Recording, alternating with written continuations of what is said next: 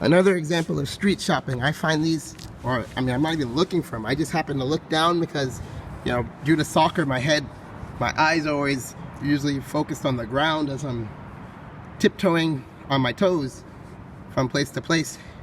So I notice a lot of things on the ground in my peripheral vision. If I see something catches my eye, like this, I've been seeing these over the last, and finding these over the last, you know, 4 to 5, 6 months. I have almost, probably more than 100, an assortment of colors.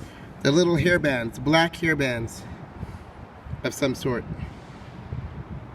I don't know which company makes them, and I don't even know why. I mean, presumably it's mostly girls who are dropping these things on the ground for some reason. Either it's falling out of their hair, or they took it out and then they had to run and it fell onto the floor or to the ground. So I picked these up because I'm growing my hair out long, and eventually I'm going to use them in my hair when it gets long enough. So yeah, these are little black hairbands. Most of the ones I find are black, but I found some yellow ones, I found some white ones, I found some brown ones. I also found an orange one. I think I even found a pink one. So, you know, I just put them in a jar and keep them in my bathroom in my studio apartment over in Back Bay near Symphony. So yeah, that's another example of street shopping. You know, this right here, I might end up spending a couple dollars to get a pack, or, you know, they're probably about 5 cents a piece. They probably should be more than that.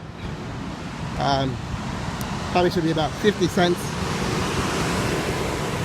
But since people just keep dropping them on the ground and leaving them behind, I've gotten about 100 or so for free of some different colors. So yeah, that's pretty much street shopping. With street shopping though, one thing you probably want to know, I mean, it's kind of like dumpster diving. Like, I'm not going after things that people temporarily left or placed somewhere. Like, if someone really placed something, like for instance, yesterday I was walking from Broadway T station over to over back across the bridge into Boston, and I saw a bag and I was like, wow, but it was a packed bag and it didn't really seem like someone would have discarded that packed with, you know, specific things. So I decided not to take it because I didn't really want to steal people's belongings when, especially when they didn't leave it, lose it, or throw it away. So I decided just to stand to see if, you know, the guy or person was around, and sure enough, within like 15 minutes, I saw a guy who was panhandling in the road and had probably left that bag there. So I walked off without taking it at all. But some people do throw those things away, or it could be that, you know, they got into trouble with the police and they're running from the police, and so they discarded their things. That's another possibility, which I guess defines street shopping in that case, because, you know, they kind of had to leave it behind and they're not going to recover it. And, you know, the other place that I don't really do a lot of street, like if I'm indoors somewhere, I don't really pick up things that are left behind there either, because for two reasons. One, if it's indoor, people usually go back and get it, and two, they usually have a lost and found. So if anything, I'll just give it to lost and found, or just leave it all alone. But outdoors on the street, which is street shopping, yeah, pretty much people throwing things away, leaving in the gutter, things they lost behind, they dropped, mitts, gloves, hats, that stuff. End up getting a lot of free stuff. I even got these ones.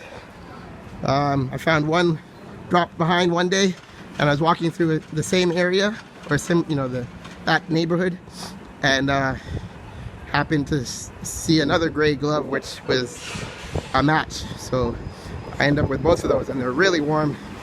I guess it's unfortunate for the person who spent $29.99 on those gloves and now doesn't have them.